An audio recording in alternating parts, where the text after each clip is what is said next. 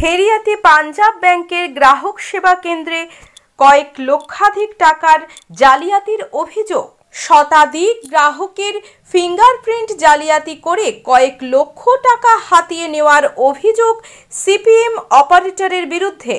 কয়েক লক্ষ টাকা হাতিয়ে নেওয়ার অভিযোগ সিএসপি অপারেটরের বিরুদ্ধে। জালিয়াতি ধরা পড়তেই অভিযুক্তকে ধরে গ্রাহকরা। অভিযুক্তকে আটক করে থানায় নিয়ে আসে হেরিয়া তদন্ত কেন্দ্রের পুলিশ।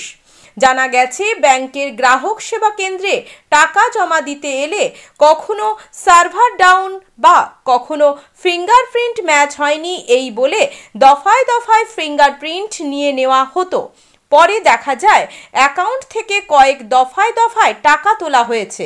আবার কারুর টাকা নগদ জমা নেওয়া হলেও অ্যাকাউন্টে জমা পড়তো না সেই সব টাকা। গ্রাহকরা সিএসপি অপারেটরকে জালিয়াতির কথা জিজ্ঞেস করলে তা অস্বীকার করে।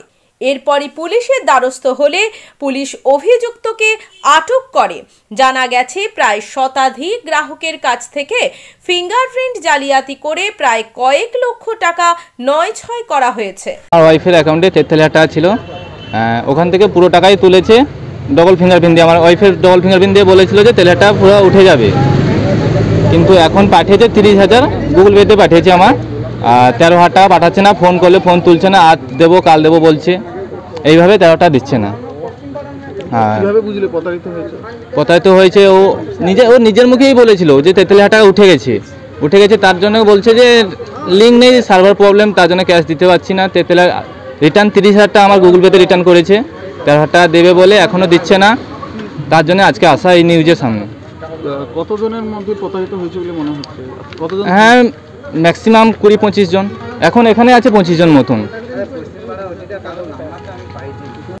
আপনার নাম? আবু সামাদ। আপনি কি করেন? আমি ভ্যান চালাই। আপনার কত টাকা প্রতারিত হয়েছে? আমার 35,000। কি করে বুঝলেন প্রতারিত হয়েছে? ওই অ্যাকাউন্ট চেক করতে এসে ধরা পড়ে গেল।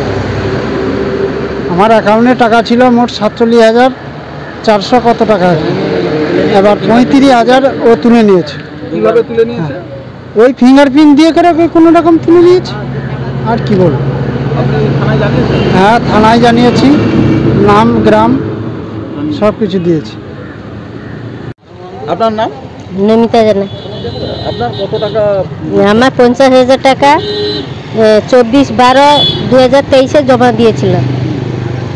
তা যখন জমা দিয়েছিলাম তখন বললো যে জমা দিয়ে যাও, আর কেআইসি জমা কালকে করে নেবো, কালকে জমা হয়ে যাবে।